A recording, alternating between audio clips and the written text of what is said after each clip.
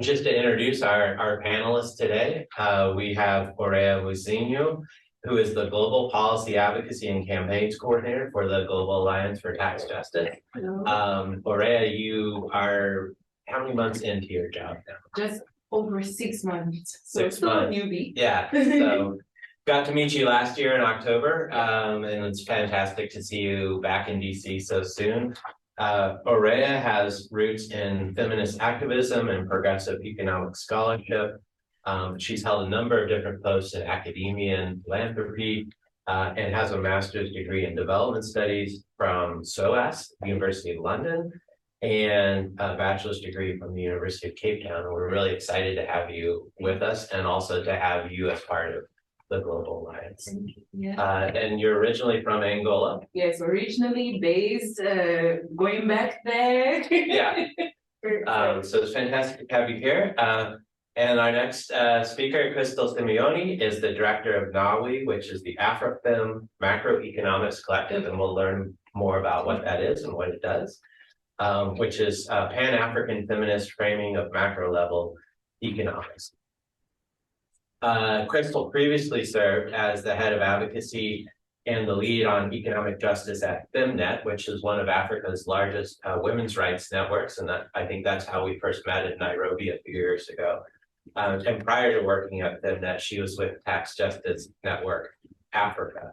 She was also an Atlantic Fellow for Social and Economic Equity at the London School of Economics from 2019 to 2020. And finally, our discussant, Amy Matsui, is the Director of Economic Income Security and Senior Counsel at the National Women's Law Center. She works on a broad range of economic issues affecting low and moderate income women and families. Prior to joining the center, Amy was an associate at Varela, Braun, and Martel, and she's done a number of other roles, including clerking for Fifth Circuit Court of Appeals. Graduate of the University of California, Berkeley, and Stanford Law School. We're really excited to have you here. Thanks for having me. So let's kick it off. Aurea, the Global Days of Action. What are the objectives of the Global Days of Action, and what do you hope to achieve through this kind of campaign? Thank you. Good afternoon, everyone. It's really a pleasure to have an almost full room.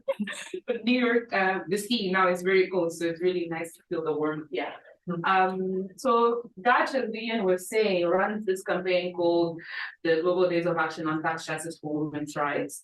The campaign, as Gach seeks to build a coalition, a united front between human rights organizations and organizations working on economic justice, but specifically on tax justice, around a collective but basic idea that is making taxes work for women. Every year, the campaign has different focuses, but structurally, making taxes work for women for us means engaging with macro-critical issues around economic structure, around frames for economic policy in ways that tell us if tax systems are privileging women or not, but structurally, in what ways the tax policies continue to underpin gender inequalities. A lot of tax policies around the world are not explicitly biased against women, that in many ways they can accentuate gender inequality, and even just women's, not just gender inequality, but social inequality, by looking at the ways it doesn't, for example, take into account structural impediments to women's equality, for example, in the ways it might not redistribute care work, in the ways it might not actually create a situation for women to have economic security. So in the Tax and Gender Working Group, and part of this campaign, a critical starting point is not just how revenues are collected, but also how they are spent in building the social infrastructures that are necessary for us to have equality, and not only just equality, but actually for women and all peoples to live well. So public services is a real importance of all of our campaigns around making taxes work for women. This year, while we're still framing the campaign under this overall picture, we're going and we are stressing on the issue of wealth taxations. Many of you living in the US, one of the most unequal societies, know why. But since the pandemic, when with wealth skyrocketing and poverty also increasing at alarming rates, we think it's really important that we are really important juncture to say it's not enough to just say make taxes work for women in vacuum. So it is important that we actually underscore that there is a lot of untaxed wealth, and these resources would be critical to promote a lot of the agendas that are particularly southern countries are needing in terms of financing to then promote gender equality, promote women's rights. And that's one of the reasons we are saying this year that one of our campaign demands is make women demand wealth taxes now. I think the discussion on how much of wealth taxes is really, we're happy to engage with people that are working more specifically on the technicalities, but we want to make it a point of a political point to say that it's in a world where we have so much ambition to eradicate poverty and so forth, it's just not sufficient that we don't do anything about the taxed wealth and runaway wealth. Especially considering how this wealth is created, a lot of it through exploiting workers around the world, to exploiting women's labor and women's underpaid and unremunerated care work. So the campaign sort of focus on that. We have many demands. I think in the order of 11, some to governments, others to multinational institutions, and others to corporations and wealthy individuals. I don't think they're reading that, but anyway, try. But the different advocacy points, for example, to governments, we are saying, in the context of knowing that many governments around the world have actually rolled back taxations on the wealthy in the last decade. We are saying, no, this is the moment not just to introduce solidarity taxes to claw back pandemic profits, but to again invest in a full range of taxation of the wealth. Because we've had so many challenges that have been brought about by runaway inequality across the world that are getting even at the heart of how democracy should look like. So wealth taxation is not just instrumentally good, but it's also good to strengthen the health of our democracy. To particularly corporations and multinational institutions, and we can talk a little bit more about that. To multinational institutions, we are saying it's not just enough that you tell governments what to do with your legal frameworks and forth. You need to create the legal environment and the policy environment that countries are able actually to do that. So for us, that's one of the critical advocacy points is around the UN Tax Convention, which is what we think is necessary for global South countries to actually go a long way into making the policy decisions to implement progressive taxation measures. I know we'll talk more. So you definitely will be able to talk. Yeah. Maybe turning to Crystal, every successful advocacy campaign, like the ones that Globalize for Tax Services are conducting, needs a strong research evidence base. And can you tell us a little bit more about maybe the origin story of the Nawi Collective, how it works and what your aspirations are? Yeah, so Nawi, we're the macroeconomic collective. We're a bit over 2 years old, 2.75 maybe. So we're a little 2-year-old with tantrums. I feel them, and it's kind of like, I still feel a bit shocked when I see the logo out there, next to like big adult organizations, but we're growing. We started in 2020, so we're a COVID baby. And we are a Pan-African feminist collective of feminists, individuals, but also organizations working on a Pan-African feminist iteration of macro-level economic policies. So from trade to debt to taxation to private finance and financialization issues. And Nawi is the name of, we're now famous because of the Woman King. There's a character called Nawi. But Nawi is the name of the last known Peponi Amazon, who were an all-women regiment currently in, and they fought against the French. So it's an ode to memorializing the needs of African women who get invisibilized in Egyptian industry. But it's also an ode to an anti-colonial struggle, in the space that feels like war. Feminists should be anti-militaristic, but here we are. We also then found out that Nawi means hope in our Turkana, which is a community in the north of Kenya. And it is home for a lot of African feminists who want to collectively deconstruct and reconstruct macro level economics from our perspective in our voices, influenced by our realities, our experiences, our histories. So it's a critique on the current system, but it's also an offering of alternatives and a reimagination of a future and a world that we want to be part of and we want to build. So that's what we do. We generate knowledge in many different ways. The usual hardcore analysis, which goes out in journals and peer-reviewed spaces that can contribute to frontline policy and advocacy work, like GACHE or FEMNET, for example, we work on advocacy on the continent. But at the same time, we'd like to decolonize what knowledge is. And so it doesn't always have to be in those formats. And so we sometimes will take something that's, very formally analyzed in a critique of the system and offering an alternative and manifest it in a different way, a creative way of imagining of this future that we're looking to build. And so for us, imagination, reimagination, and dreaming is political. It's a political act that many of us have not had the luxury of investing time, space, and our minds in. But it's what we would like to create space to really do in a world that is pushing us to work on work plans and work dreams and all of that. We know that story. So some of the work can be quite fun.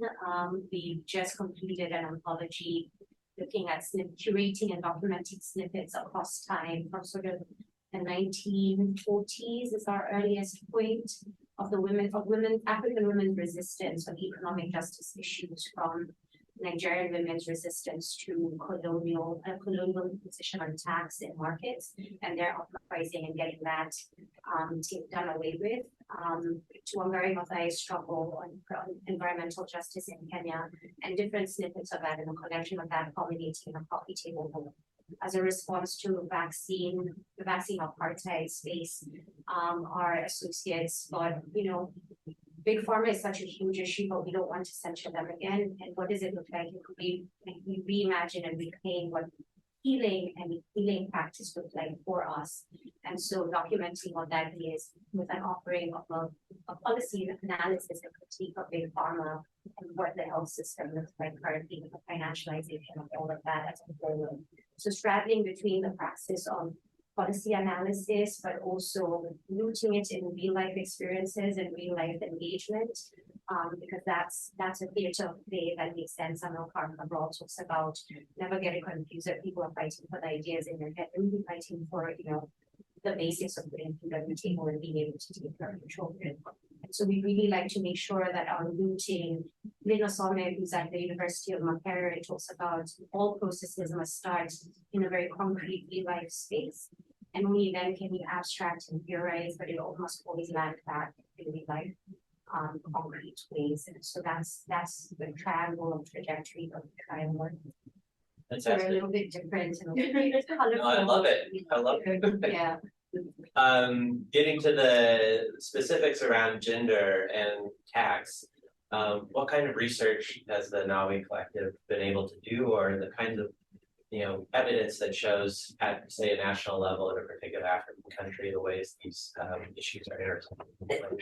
Yeah, so currently we're working specifically on trade with the African Continental Free Trade Agreement that is sort of, it's positioned as the great Pan-African dream of creating Africa as the biggest trade unit.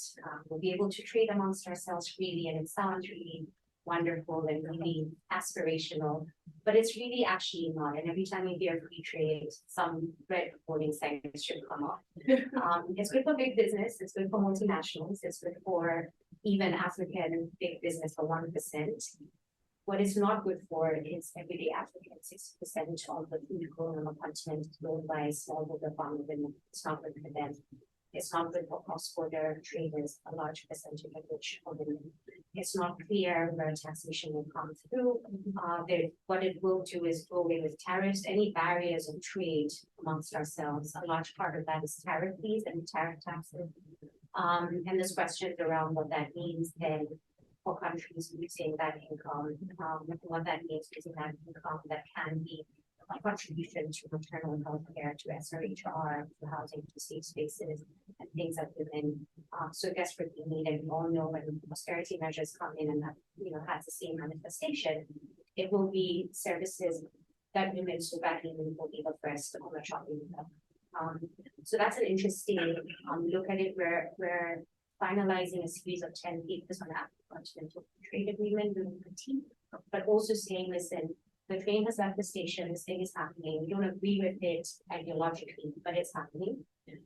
What can we offer in terms of alternative ways as we nationalize this to make it a little bit better, and especially for women? There are not very many people or organizations that are feminist or women's rights oriented that have an analysis of economic policies.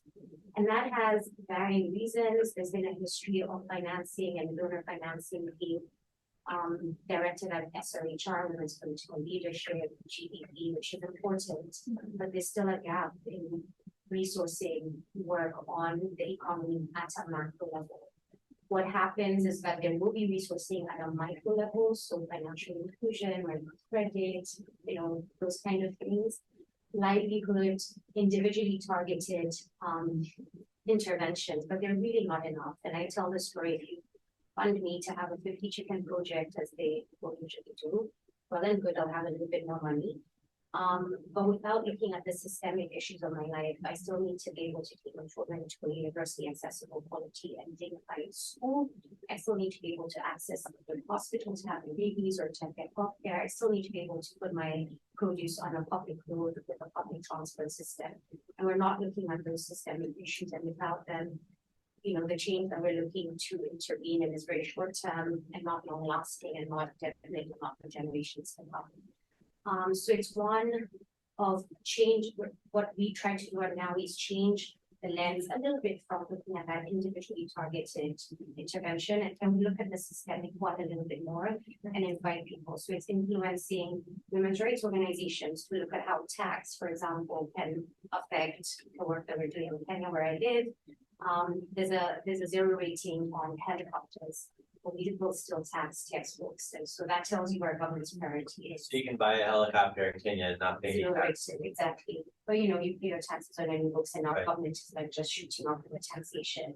And really, there's a conversation about the economy being very technical, very finance oriented, but really it's about power at the heart of it. It's how barely do you collect taxes and revenue, and how equitably you distribute. And if you have that as your underpinning to understand it, you can link it to SRHR movements, you can link it to GDP movements, you can link it to so many different movements. And it's important to be able to have a wholesome and holistic approach to the economy, because, I say I don't wake up in the morning and see I'm going to do SDG 5. And then tomorrow I'm more an SDG 16 guy. And life is happening in complexity and all at once. And so our approach has to be as complex, our movements need to be speaking to each other, and we need to be able to address the system with that complexity, which is a lot harder.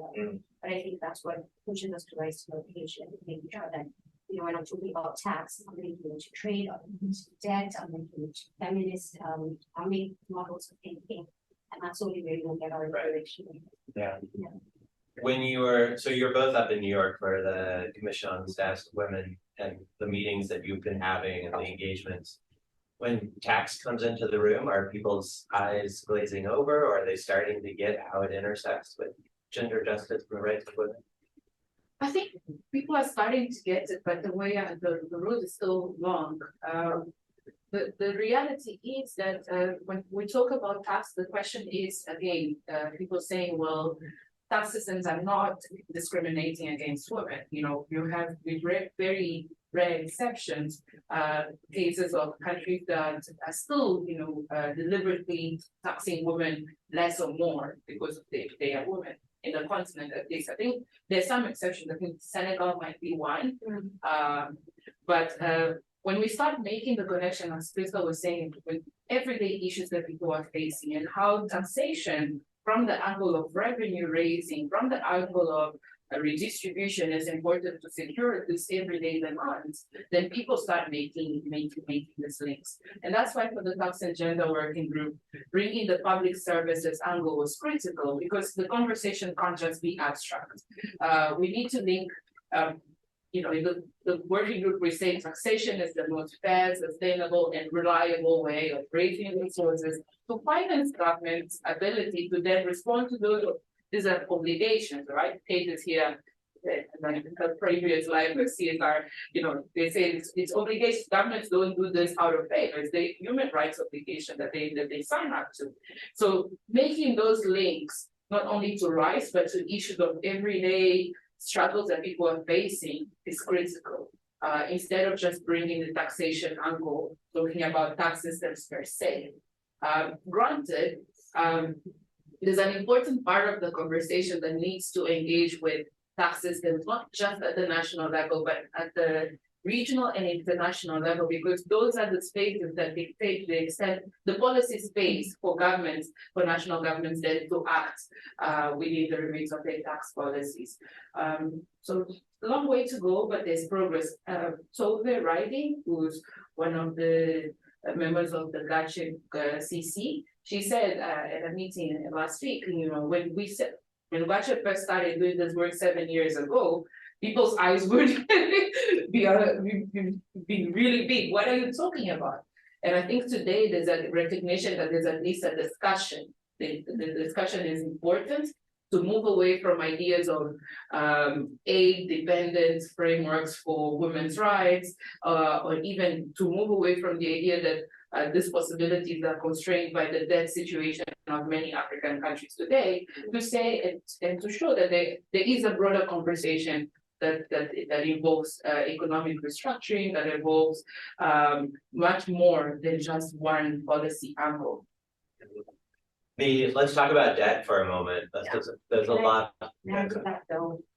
So before Nawi, I worked for Canada. I was always head of delegation in the commitment system. I remember, I came correctly, I think 2016 or 2017, 2018. And I don't remember what the theme of the CSW was that year, but the US delegation's final comments was that illicit financial flows was too technical an issue to be discussing at the CSW. And so I remember, because I had moved there from TGNA and I was like, wait, what? No. But there was a very few organizations pushing for the economic justice agenda, even within the women's caucus of the CSW. But to hear this from a US government delegation, or official delegation, was also very striking. But over the years, we've managed to, wrangle the language in. And so it's not so much, what the hell is this? It's sort of like, okay, here come the tax people again. But let's maybe talk about SRHR. So it's a very long path, admittedly, but stepping back a little bit, which I have had stepped back in the last few years, I can see some movement, which is encouraging, not fast enough, but. And even me, adding on that, this year, one of the things that I've been hearing, which is quite concerning, is the theme of this year's CSW is around digitalization and women's education in the digital space. Is, well, let's focus on the core theme, because taxation has nothing to do with the digital space. So this siloing of women's rights issues, separation from broader structural issues, is something that happens across the spectrum with many policy directions. So it's important for us to keep being on this basis to see that these issues are not isolated, they're deeply interconnected. Well, from an economic justice angle, you can't address digitalization just as getting on the internet. It's about how economies are restructured around the digital sphere, and taxation plays a huge role. But with companies avoiding taxes because they don't do business anywhere, right? They do business basically in the air. And they don't declare their profits. So making this connection, this work that we have to continually be doing, it's a learning in progress. Our panel at CSW was called Digital Frontier for Feminist Tax Justice, and was really experimental because we at Dutch, we started to approach it from the angle of multilateral negotiations around digitalization of the economy, but there's also tax administrations in many countries moving progressively towards digital platforms, like in Kenya, for example, in Uganda. So we need to be having these conversations, and it's always a challenge to make these connections, but it's the work, right? I think, one of the very topical issues right now is countries that are in debt distress or trying to get their debt restructured, whether it's Zambia, Ghana, or many other countries. How are you seeing the types of issues that you're focused on in terms of gender justice and women's rights being played out in that debt conversation, and what structural steps have to be taken so that we're not in the same place, 10 years from now with another debt crisis? We were bouncing a lot of ideas about what are we We're the going best to say? thinking happen. Yeah. But I think as African women, when we talk about the debt question, I think it's always good to place it in the historical idea of how our countries got into this situation. In the 80s, 90s, African countries on the back of an initial debt crisis that was, sold as governments were inefficient, but actually, many countries were independent then, with really adverse conditions in the international system, and US interest rates really hiked up the price of debt. So we had a situation where countries, ran out of finances and had to borrow heavily. So that was the first debt crisis. And we've seen, progressively, after the Africa Rising narrative, we've seen countries march in the same direction towards where we are now. So the debt situation is not something out of doing of African countries, it's really a global economy problem. Today, we have a different configuration of the debt situation where you have a lot of privatized debt. In a lot of countries like Zambia, for example, even my own Angola, large parts of the debt is from privatized, we call them vulture funds, that are many of these in this country, right? That really prey on the vulnerable situation of African countries and the need to access resources to really charge ridiculous interest rates for African countries.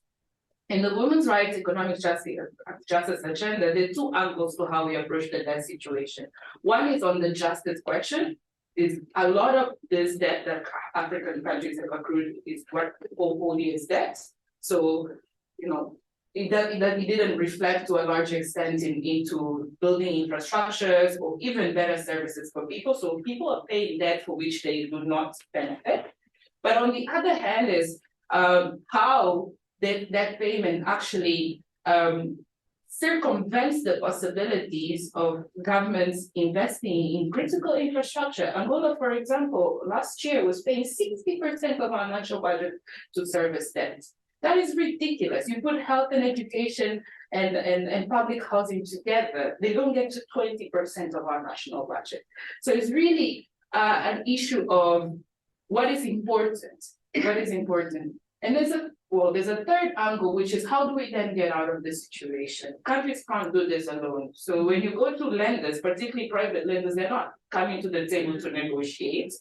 So one of the agendas that Aphrodite, which is a partner of the economic justice movement that operates in the African continent, has been pushing, is there needs to be a multilateral lender-led mechanism to negotiate debt and to cancel debt. Because a lot of this debt, was Thomas Sankara that said, we're not paying that back in the 80s, we're 90s, we're not paying this debt because the lenders knew that we didn't have the ability to pay, and still. He said if we try to pay back for sure, our people will die. If we don't pay back, which of the principle we have, nobody dies, not Africans, not the global north. Exactly. Everybody gets to live. Yeah. So it's really a framing of justice because resources are being leaked every day in terms of debt payments, on top of what we lose in terms of illicit financial flows, on top of what we lose in terms of, illicit financial flows, Victor can talk more about that from her previous life. On top of what we lose in terms of untaxed revenue. So it's really a broader question of financing and domestic resources mobilization and how structurally the cards are set so that African countries can't have their own sustainability and autonomy and financial autonomy.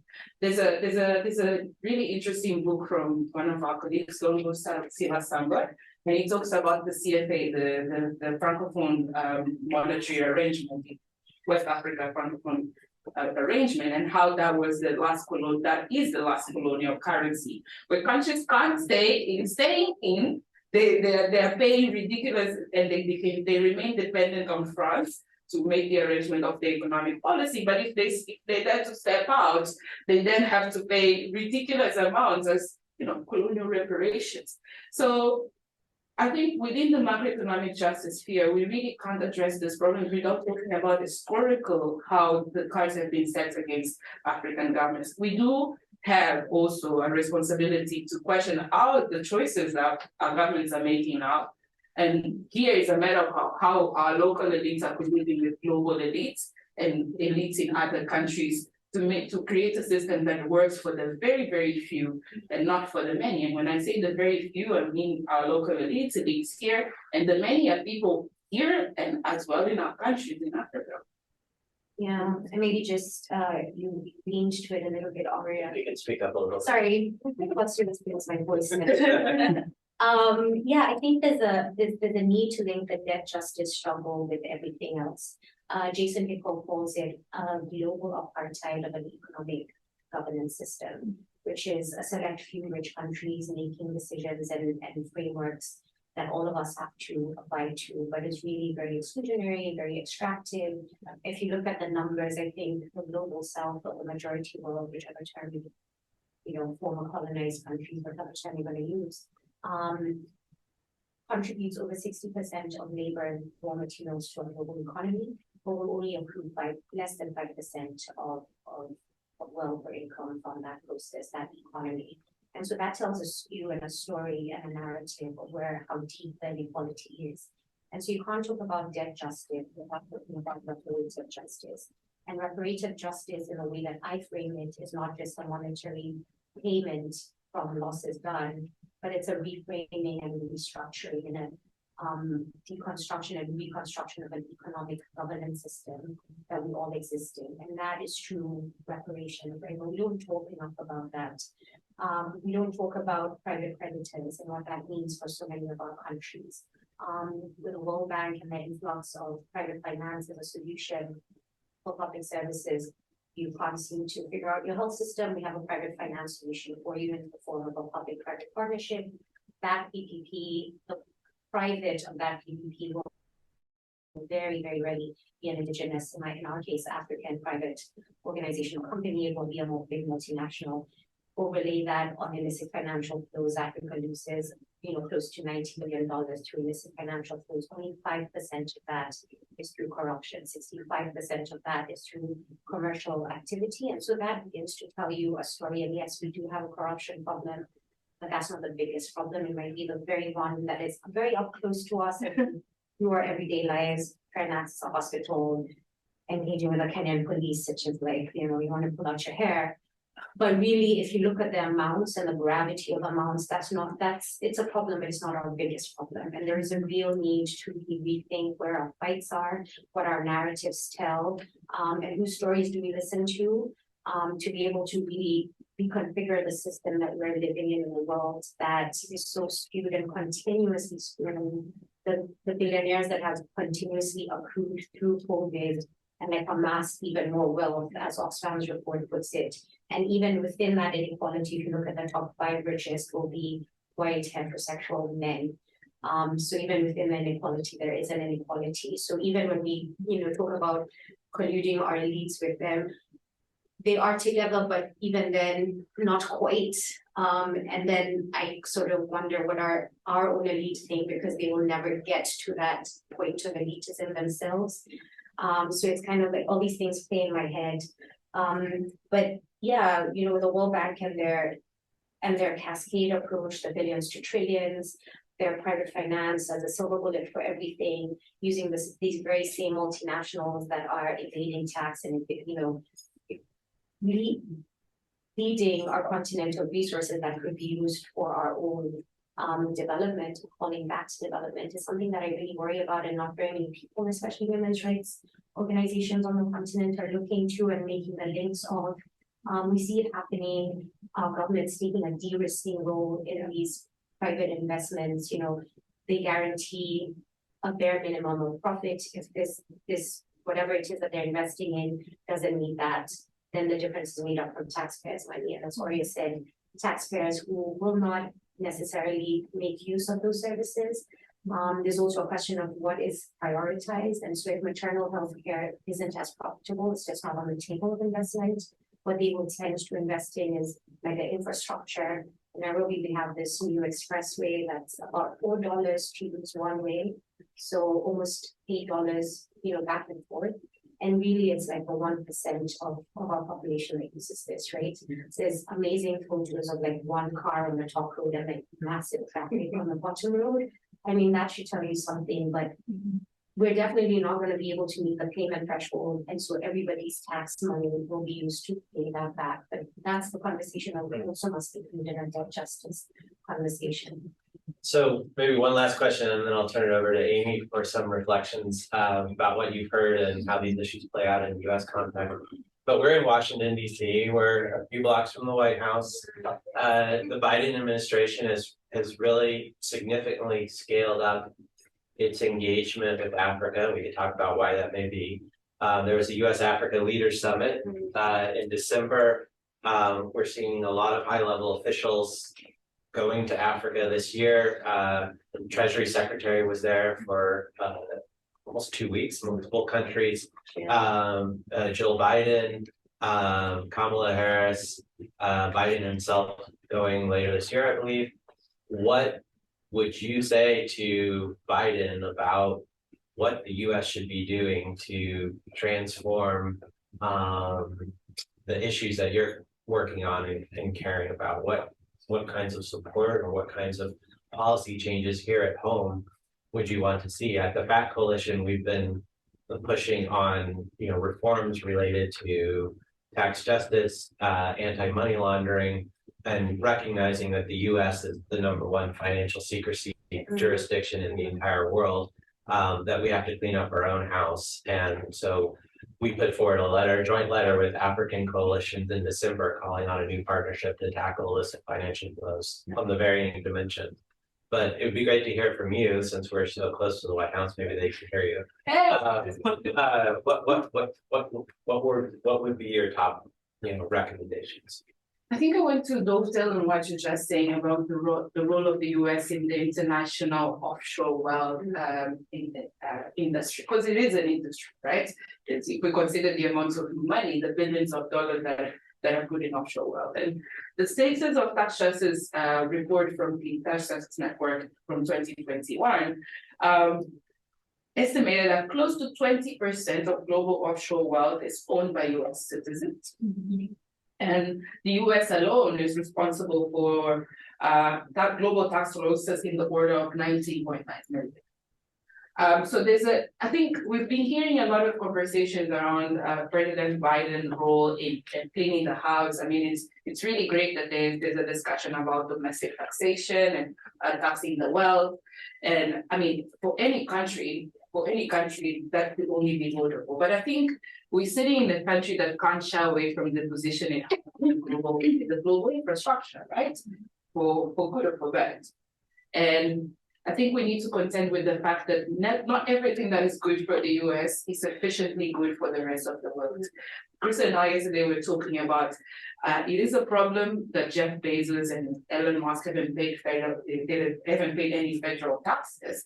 But the solution is not that they have to pay federal taxes just here. The problem is that they're not paying taxes anywhere, right? And these are global companies that whose value derives not only from activity in the US, but from activity around the world.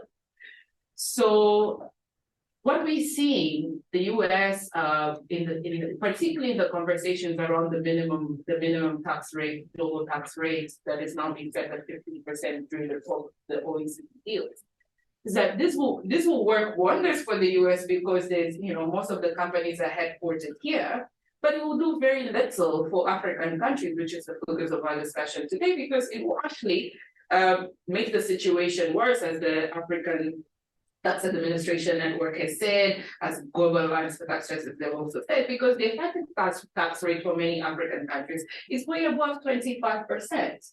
So when you have a global minimum of 15%, you're creating a floor, not creating a ceiling. That's one issue. And then another issue is how those taxing rights are redistributed. I mean, I don't understand of all the conversation of formulary apportionment and stuff, but in the end, we get into a situation that, you know, after all the maths is done, countries in the global south will have to beg for taxing rights from developed countries, for countries like the US. So I really think of the US in its position on the global economic order and its responsibility for the situation and the predicament that we are all collectively in. Because we are walking around this country and we see that on par with a lot of wealth, there's a lot of poverty as well in the institution. So the problems are really global. So we think the US needs to, and I would hope the Biden administration, I mean, I don't have much hopes, but if I was there, I'd say we need to contend with what is the role of US more broadly outside of this context. And I think, and I'll dare say that policies that would go a long way to redistributing taxing rights, not just to the US, but the global South countries, I think those would be much better in favor of the US population collectively and not just the top 1%. So one of the things, and I was saying at the beginning of my first intervention, that has been putting forward is that these negotiations around international tax reform can't be had at the OECD. There's been great progress in moving the conversations in making and having a UN stating a UN resolution for conversation around international tax reform to be had at the United Nations. It's not perfect, but it's a space where you have all countries in the world coming on an equal negotiation platform with clear rules of engagement to decide what is best for everyone. Because what happened with the OECD deal, even though it's called the inclusive framework, the two-pillar inclusive framework was anything but inclusive. Developing countries were left outside of the door, invited to engage, if not too late, too little, you know. So we have Lashes and Southern-led coalition really pushes back on this. With partners like FAT, we are very strong on saying transparency in the US is critical for transparency everywhere, but it's not enough. And I think this is the message that I think from coming from where I'm from and engaging on the issue where I'm engaging, we need to be pushing for it.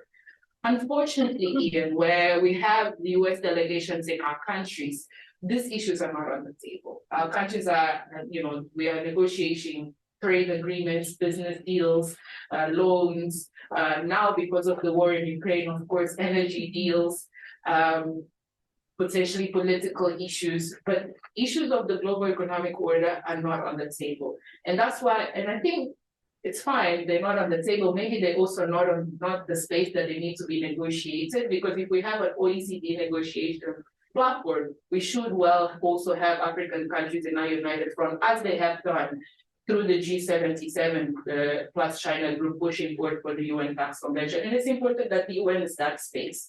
So bilaterally, I hope on the sidelines, our ministers and our presidents are actually saying, that won't work. We've seen some pushback from Namibia and what is it? And what is the other president? Namibia and Tshisekedi in the DRC to France and Germany in social media in the last week. We haven't seen anything of the order with the Biden administration. I don't think it will happen because of the situation of many of our countries are currently faced in the debt situation. But I do hope that collectively and in spaces like the UN, these issues can be put at the forefront. Yeah, Oria's kind of said everything. No, but just taking from it is, yeah, transparency is not enough. It's critical, but it's definitely not enough. There needs to be a conscious effort to really table a global economic governance system. And really, you know, there's also a responsibility of civil society here to hold your government's feet to the fire on this. Like Oria said, the conversations with US delegations on the continent are trade agreements moving from aid to trade. It's Kenya is negotiating a free trade agreement with the US, which is very, very scary. You know, and they're negotiating the same with very many other countries, and what their role is in perpetuating an economic governance system that is so violent in so many parts of the world, and what that really looks like. And not hiding behind the most finicky, you know, sort of interventions like trade and whatever. So I echo Oria's thinking around transparency is definitely not enough, and accountability mechanism and conversation must be centered at this table if we're going to have any movement at all. Yeah. Great. Everything else we spoke about on the Amsterdam sheet. Well, now I'm really excited bringing me into the conversation. I'd love to hear, you know, your reactions about what you've heard so far and how these issues are playing out in the US context, but also you know, how is gender discrimination embedded in our own tax policies, and how does that play out? Well, I just want to start by saying there are a million things buzzing in my head right now. So it's so exciting and wonderful for me to be sitting on this panel and getting the front row seat to get to hear the conversation. So I'm really excited to be here. I thank you, Crystal and Ori, for your remarks, and I'll try and hold up my end of the bargain. So, you know, I come into tax, you know, from a gender justice organization, and we kind of start from the premise that, like any other system of law or policy, it reflects the society that it is in and the people who wrote it. So, you know, the modern tax code from the early 20th century, is a surprise to no one, was written primarily by wealthy white men. And so it reflects their ideas of what does a family look like? What does a work look like? What does work which is valuable economically look like? And who is kind of the deserving and undeserving of receiving tax supports and tax benefits? So we tend to look at the tax code kind of as a historical document, and what it reflects back to us is different valuations of work, of family and domestic work, of not understanding kind of the supports that are necessary for women to enter into the paid workforce, and really erasing the experience of women of color who have always worked for pay in this country, but who are not seen as kind of economically productive and respected in our economy. So where we kind of are in a current moment is a very, I think, robust conversation about wealth. Many of the things that you were saying about the importance of treating wealth and income from wealth, specifically like income from work, are very live in the United States. We have just seen a budget from the Biden administration, and some of the tax proposals, the revenue raising proposals that are most prominent are, you know, treating capital gains, you know, the investment gains as income because they have value for the people that receive them. Even if, you know, someone who has had an increase in their stock does not have liquid money in their hands, they can borrow against it. It adds to their net worth. It adds to their portfolio. They derive economic value from it. And we should be including that in our tax system. Some of the other things I think that are resonant from your remarks are thinking about what is the system that helped the people who have accrued the most accumulate this wealth. It's the devaluation of workers of color, of women workers. You know, we saw during the pandemic that the entire economy collapsed when caregiving collapsed. And we saw the dramatic impact that had on women's participation in the workforce. And even coming back, we've had what we call a robust economic recovery, but at the same time, we're not looking as carefully at the women who can't get back in the workforce or who have a toe in and have to step back because we don't have caregiving supports like robust public childcare, paid family and medical leave, and home disability and aging care. So we're seeing that we kind of failed to make the investments that the pandemic made abundantly clear we need for everyone to succeed in our economy. And that kind of, I think, brings me back around to kind of the public investment conversation that you raised. And that is really to say that we have a very one-dimensional view of what constitutes economic growth. You know, we're having a conversation because the United States has reached its statutory debt limit. We haven't spent everything that we're authorized to spend. But what we haven't kind of reckoned with is both, you know, the kind of the tax cut preferences that privilege very high income, profitable corporations without recognizing that those tax cuts did not produce the economic growth that they were kind of promised. And no matter how many reports are stacked up one on top of the other saying that tax cuts for the wealthy and large corporations don't have a quote unquote trickle down effect, the profits are not shared with workers, there is not broad kind of economic benefit from that, we're also not reckoning with the role that those tax policies played in increasing the debt. So I think what gender and racial justice and tax justice in the United States is pushing for right now is to kind of move from a politics of austerity to a politics of abundance. If we raise taxes and the wealthy and big corporations are paying a fairer share, kind of reflective of what they've taken from the economy, from our infrastructure, and kind of holding them responsible to pay back in so that we can have broadly shared economic growth and prosperity, it really is going back to the public investments, because we've been holding individuals and families responsible for making their way in a system that is skewed against them. We're asking individual families to come up to solutions for the high cost of childcare that yet doesn't pay its workers a living wage, and blaming them when they can't figure it out. So kind of I think the big lesson of taxes and gender and racial justice is that we need to kind of pivot back to a system which recognizes what taxes are for.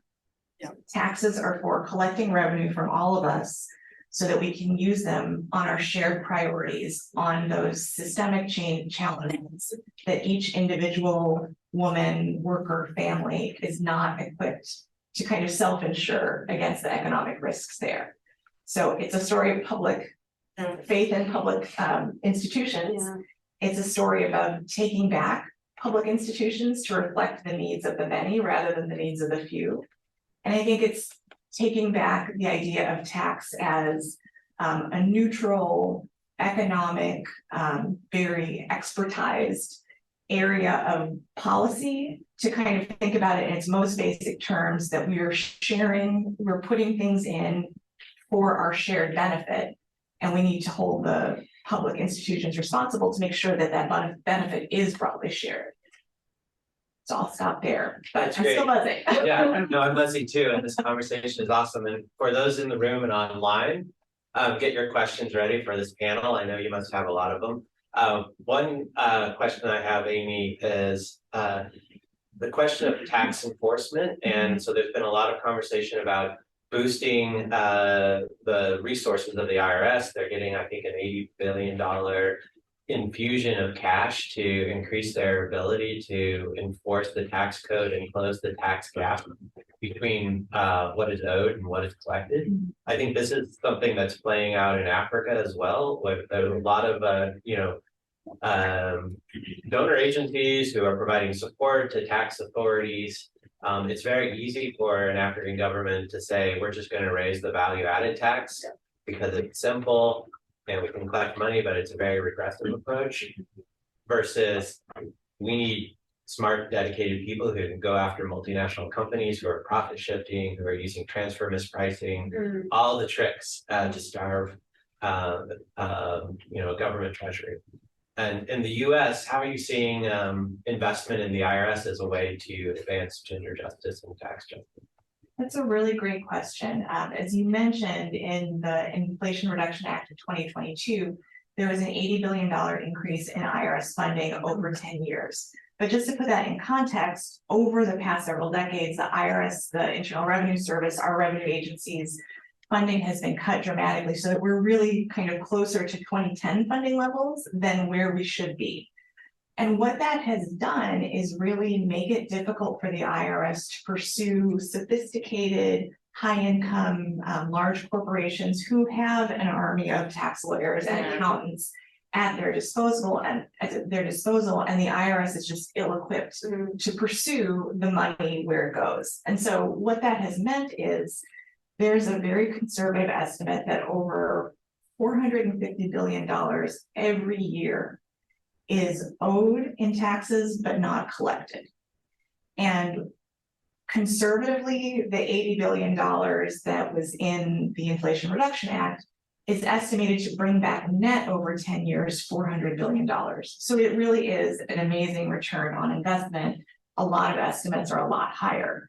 So really to start by saying, even before we make changes legislatively in the tax laws that we have for the future, the taxes that we have on the books right now are not being collected. Imagine what we could do if we did. Then how is this tax enforcement issue playing out in your context, Maria? Yeah, I'll speak for Angola because it's the reality that I know. But since 2017, there have been a lot of changes that have been presented as progressive changes in the tax administration. Because it is indeed true that we didn't have a well-capacitated tax administration, but what is being put forward as progressive, because now our tax administration is actually able to collect more, it's actually excuse and obfuscate a lot of the challenges that they have to go after high net worth individuals within Angola. They are only but corporations. So VAT, value-added taxes, was introduced for the first time in 2018, 2019. They introduced it with some exceptions. Last year, they cut the rates after a lot of public concerns and actually complaints about the rates being too high. But the approach that our tax administration is taking is really massification. They call it expand the tax base, versus really going to pursue individuals that actually would have good ones to give. I mean, we have the only female billionaire in Africa. I ask myself every day how much taxes Isabel dos Santos ever paid in Angola. Potentially, I and the woman that sells cookies on the streets pay more taxes than Isabel would have. Her father was the president; she could do whatever she wanted with the country. But this is a situation that is replicated in a lot of situations. So it's really difficult to engage with the tax authorities because they know, well, we're in a situation that we are now collecting. And activists, economic justice activists, we are saying, well, you are collecting, but where are you collecting from and at what cost? So the cost is too high for the everyday Angola that also already saw their real incomes chopped by, the generalized crisis with the oil prices. I know many of oil crisis, many of you know Angola is a oil exporting country, so we really suffered within the pandemic. And even prior to that, where there was an oil shock already. So the situation is complex. We have a selective approach to pursuing high net worth individuals. So in Angola, because of the situation with going after it's not framed in terms of tax avoiders, but big corruptors. That's how they frame it. All of the Dos Santos cabal. So the new administration is going after them, but it's not talked about in a sustainable way of actually ensuring that we have a long-term view of increasing state revenues. It's more just like we need to get the money from those people and not necessarily we need to tax them more effectively.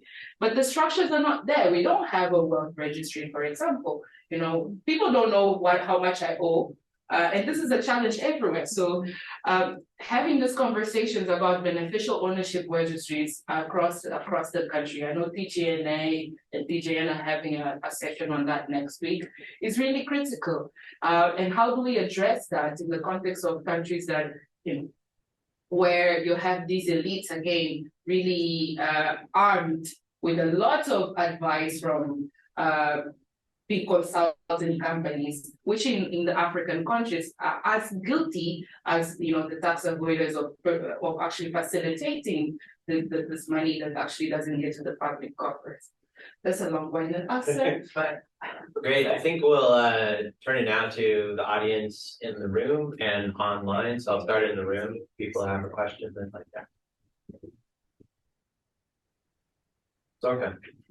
And introduce yourself, please. Yeah, sure. I'll start. Thank you so much for this incredibly inspiring discussion. It was really Wonderful to hear about these intersections between gender justice and tax justice. So I wanted to raise another intersection to consider, and that is climate justice, which from a tax perspective requires us to, to stop subsidizing and start taxing the dirty industries that are driving the climate crisis, chiefly fossil fuels, and instead to shift that support towards no carbon, low carbon or carbon free alternatives. And I think that includes not just kind of predatory alternatives, but also more broadly care work, which is mostly done by women, as everywhere in the world. And so I was interested in your thoughts on that kind of additional intersection. Thank you. Sure, let's take that one. Yeah. I have a lot of thoughts on the climate justice space. Some not too popular. Africa, so I kind of stay away from it. Africa produces less than 3% of climate emissions, right? And so part of me is like, we didn't cause this problem. You guys need to fix it. That's my very honest, but I'm also very aware that we also carry the heaviest burden of the impacts of it. So, like I said, I live and come from Kenya, and in some parts of Kenya I haven't made in maybe 3 years. So it's a very clear confrontation of this. I worry about what narratives we're forming. The carbon credit system, how fair is it, and is it okay to just say, we'll pay for carbon credits and we can do whatever we want? How do we talk about climate justice without talking about reparations? In a space that the global north has built economies and built, systems based on a subsidy by the global south and a majority world. So I have those kinds of questions. I wonder what our ask is. And when I speak to my peers in especially the economic justice spaces, we're all a little bit hesitant about what our narrative is here.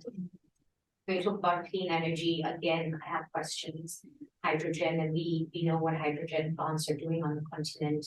There's mass displacement of people in Morocco and soon to be Namibia, where they're putting mega hydrogen producing plants and displacing everybody. And then even then, the hydrogen that's produced is not to be consumed in countries or for export. So I wonder what that means. You see mining, which I learned about last year, which kind of totally blew my brain, where we know less than 2% of what happens under the water, yet we're going to mining for clean energy solutions under there, and mining on shores that are adjacent to global south countries again. And everybody's selling the rights to explore. And so I really question what this conversation is if we're not centering it around one of power, one of reparations, and one again of an economic justice, and an economic governance system that is so embedded in a very skewed and unjust power dynamic. Who gets to sit at the table? How do we go to COP when Coca-Cola's funding it? I find that completely wild. And so how do are we looking to have a revolutionary ask with the climate justice conversation, or are we yet, tinkering around the edges, trying to be included and including a few words of justice, sprinkle justice and stir. And sometimes I think I'm a little bit, I said this a lot this week, I have a little bit of the anarchist tendencies. Want to light it off and said it, can we just stop and burn it down and let's, figure out what the ashes tell us. Maybe wait until the panel's over. I turn my back. Yeah, I really question this climate justice one. Last year there was a report by some university here in the US talking about the climate emissions created by African cook stoves. And I'm like, California uses more electricity per year to power PlayStations than the whole of Senegal in the same year. So can we please don't come up to my grandmother's cook stove. Let's talk about your industry and growth and this obsession with growth that's driving it. And unless we have those conversations, we're really not getting very far. So I get kind of angry and agitated about it. But maybe more of us should get angry and agitated about it. Maria? I mean, I share Crystal's anger, and I think the degrowth agenda, one of the things that is very clear is that it will require very different sacrifices from countries around the world and from very different groups of people. I am wary when I hear in the continent the discourse of intensifying extractivism as a solution. I think we are all very much concerned about that because we know the reality of extractivism on the ground. You know, it's not. I've never been to a mining extractive area that has dignified living for anyone. So, all for the planet, right? The rivers are polluted. I went to an area in Angola where I had to shower with mineral water. I mean, but this is also happening in the US, I hear, right? But so there's nothing glorified from the experience of African countries. There's nothing glorify about extractivism, and I think that is clear to underscore. But we need to understand again the global power dynamics is really important, as Crystal was saying. The extractivist projects in the continents are global corporations, are multinational corporations. This is not the cooking stoves. These are really global interests. So I really struggle to divorce the agenda for climate justice from the agenda of how do we then conceptualize a just transition that again thinks about who needs to make the sacrifices and who needs to make lifestyle changes completely and when and how. So I think there are different scales and there's also different speeds and there are different actors. I think we are at the forefront of the climate crisis in the continent. Mozambique just had cyclones last week. It's probably due to have another one this week with flash floodings. The south of Angola had one of the worst droughts in 50 years. Now it's one of the worst floodings in 50 years. So, and our countries have very little resilience to this because our governments just don't have the resources.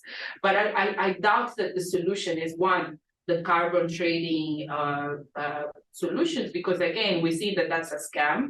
You know, they're not actually planting more trees. And carbon trading, actually, you know, if we see, it goes again, it's very steeped in the displacement agenda of indigenous peoples, for example, in the Masai Mara in Tanzania and in Kenya.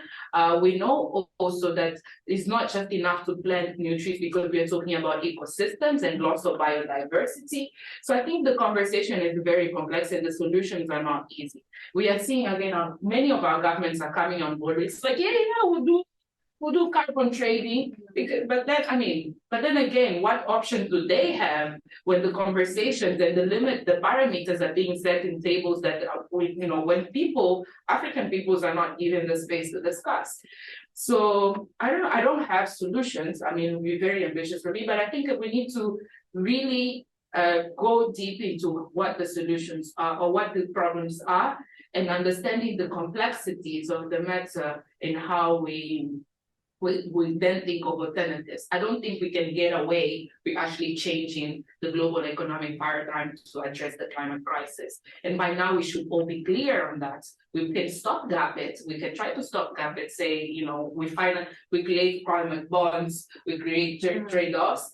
But even taxing carbon, these are stopgap measures that will not get us as fast, as quickly as possible to avert the crisis that is already unfolding if we get anywhere closer to 1.5 degrees. Yeah, and maybe just to add, you alluded to the degrowth movement, and theoretically, I'm really on their side, cheerleading. I'm not so sure how well it will actually root and take into developmental trajectories. I wish it could. But I think for the continent where we stand is pushing for post-growth framing, where we center different things outside of economic growth as we develop. And we have lessons. So I'm part of a program called the Post-Colonialisms Today project that looks at immediate post-independence economic development policies and processes, and looking at lessons from Africa to Africa, where we can learn from them, because they had a people-centered approach to their economic development that took into consideration planet and people. And so maybe it's going back to those lessons before it was all, neoliberalized.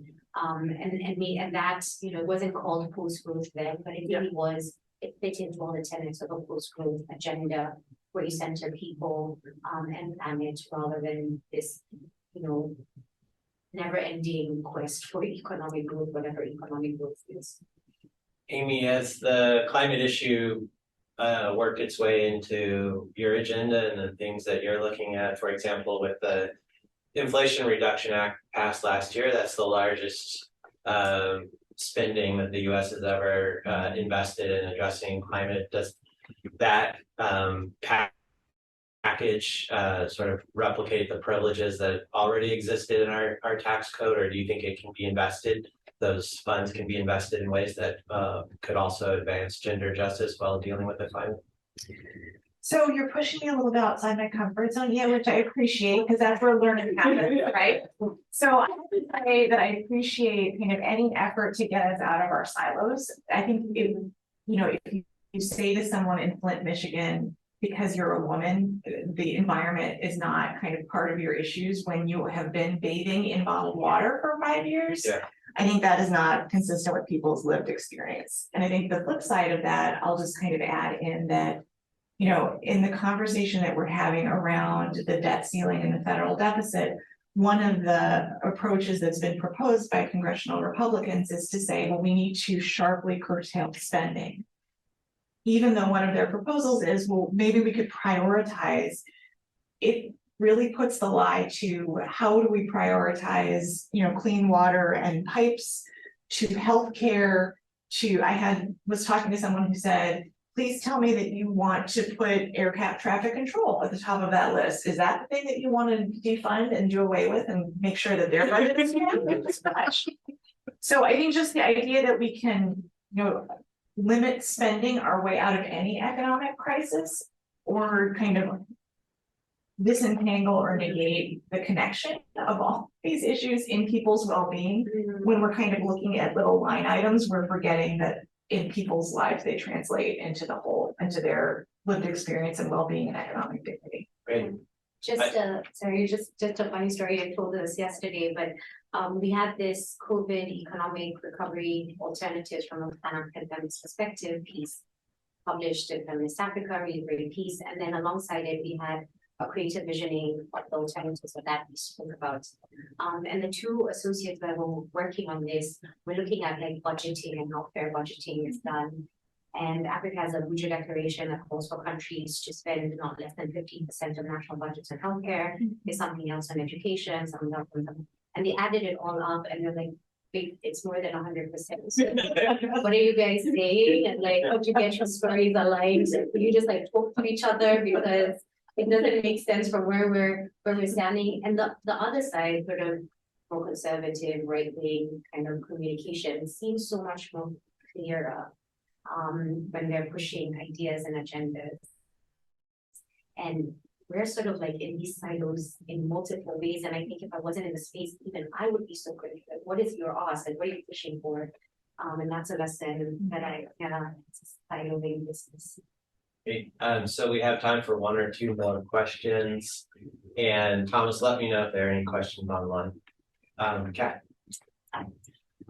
Yeah, thank you so much. This discussion is just what I needed on Friday afternoon. And if you could, yes, of course, yes. My name is Kate Donald. I'm with the Center for American Progress. In my old role, I worked with both Crystal and Maria on lots of exciting things. So one of the, just kind of building off what you were saying about it's a question of who's at the table. Just wanted to bring in my kind of, my usual excitement with the International Monetary Fund or the IMF.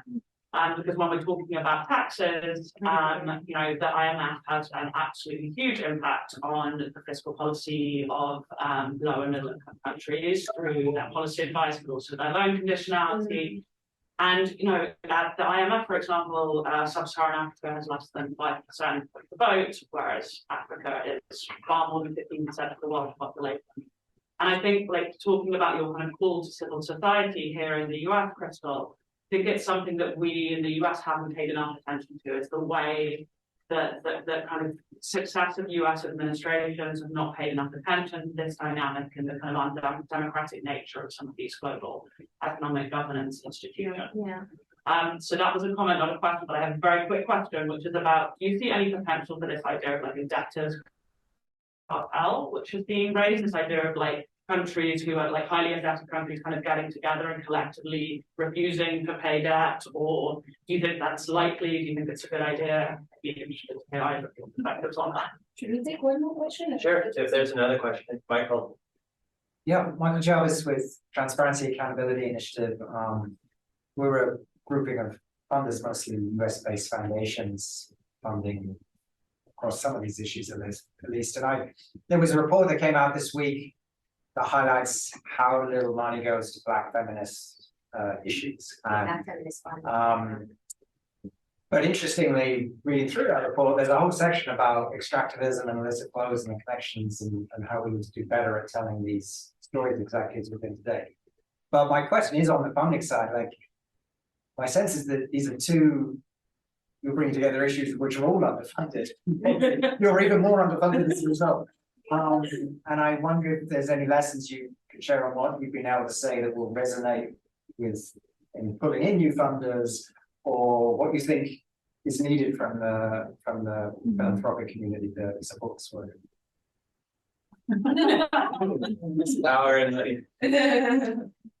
Maybe I'll take Kate's question. I mean, which is an answer. Yeah, I think that is really obvious, right? African countries on their own, they stood small to bargain with, I don't know, with all of these vulture funds that come and prey on their precarious situation and need for resources. This is an own advocacy that we need to do on the continent on what the role of the AU is. We are pains with that. The AU has been just like the UN. I mean, watered down to some branch of many international space, many international multinational organization spaces. So definitely, we need countries to come together and to do a rank rejection of the current architecture that is not working for anyone. I think the conversations that many of colleagues in the debt sphere push around a multilateral debt resolution mechanism where one country can come together and sit with all of their creditors is really important, but I think we need to go one step ahead. And history has taught us that when countries stay together, at least in the continent, they have a bigger bargaining power. Mm-hmm. So whether they'll do that, it's the challenge, because I mean, the race to the bottom still exists.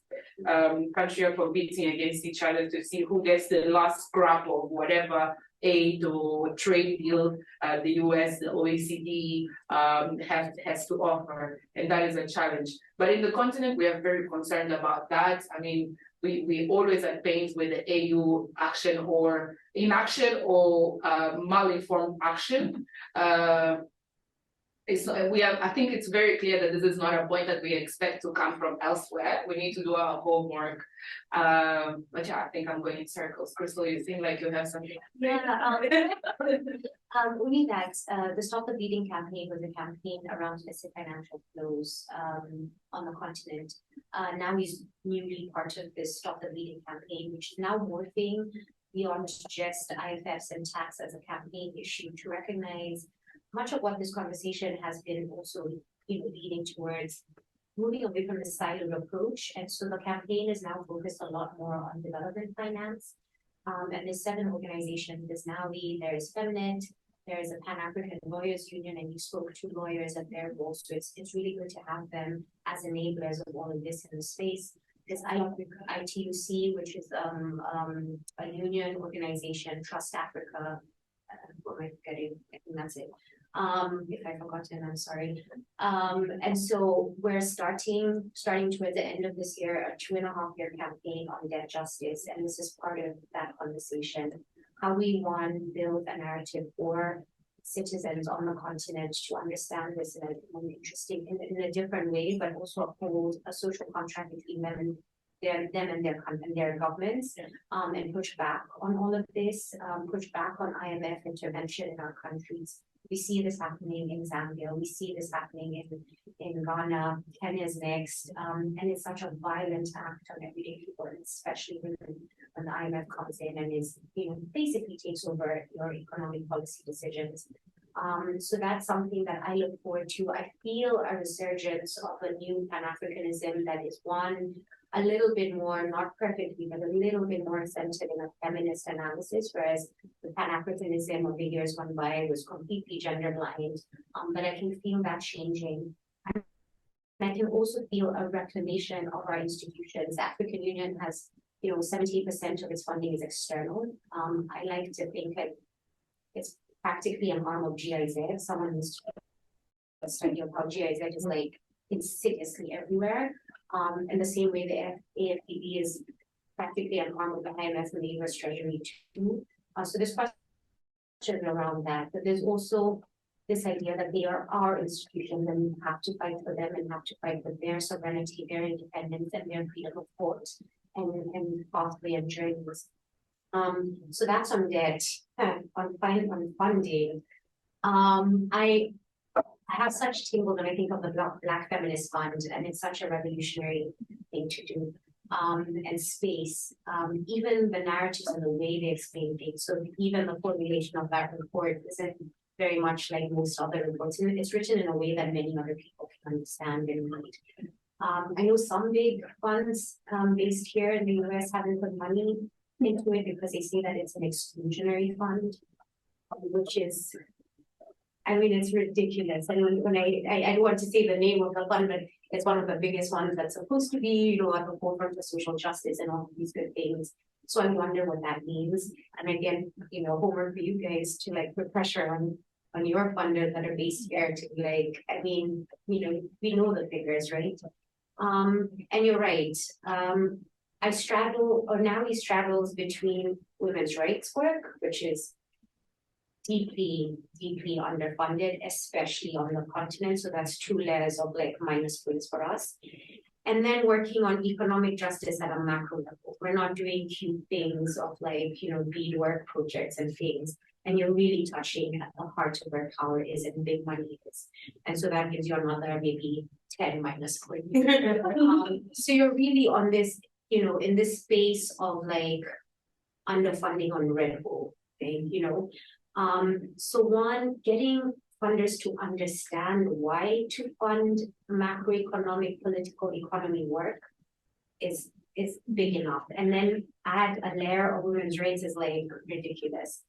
And then pushing from that is, I come to say, it's not just funding the policy actions or policy interventions. You need to step a few steps back to fund thinking spaces and reimagination spaces and conversation spaces, because African feminists need the space to analyze problems in their own voices and their own experiences. And only then can we provide alternatives for the way forward. Devoid of that, what happens and what I've seen happen, which is part of why we started Nawi, is that we just grab onto whatever narrative seems progressive enough that come from international organizations who have the funding to do this work. So I'll give you an example. FemNet was in a consortium, and I told the story yesterday. $2 million or whatever, each organization was getting about 200 to 50,000. And FemNet comes with like a list of activities because you feel the need to legitimize your existence. So 10 workshops, And this global, I think they were a European organization, were like, yeah, okay, we'll write an op-ed. That's it, And everyone was like, "Oh, what? Like that's what we're gonna do? Like, are you serious?" And yeah, it happened.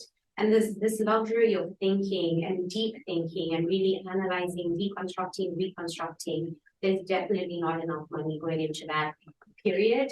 Like, not even the dream of having it being directed to feminist organizations in the global south, the majority world, to be able to do that work. And that political thinking and the politics of reimagination, what our economies, what our continent, what our world and what global economy looks like, is central to the work. Without it, everything is sort of empty, and we just get involved in this, what I call a treadmill of performance of busyness, without anything really coming out of it. But we're at the CSW, we're at the annuals, we're at the African Union, but what is it that we're calling for? What is it that we're asking for? What is it that we're working towards? That dream isn't here. Let's a really maybe sobering note to end on. But I wanted to give Amy a chance. Any last thoughts or? I'm not gonna follow that. Well played, well played. But I can read something to like uplift. Sure. So this is the piece, I'm reading just a small section of this visioning and our reimagination of the world that we'd like to build. So it's, you know, it's a little bit dreamy, but sometimes when I'm having a bad day, I'll go back to this. And it's called In a Time Not So Far Away. GDP is no longer a thing. Here they measure happiness, wellness, leisure, love, safety, shelter, education, freedom, beauty. They measure the health of the people, the soil, the waters, and the air. They measure life. All of these are signs of wealth, indicators of an economy of abundance for all people. Here, all the gains are shared and all of the people are cared for. Here, it is clear that there is enough for the living to live. In this place, the harvest must always be mutual.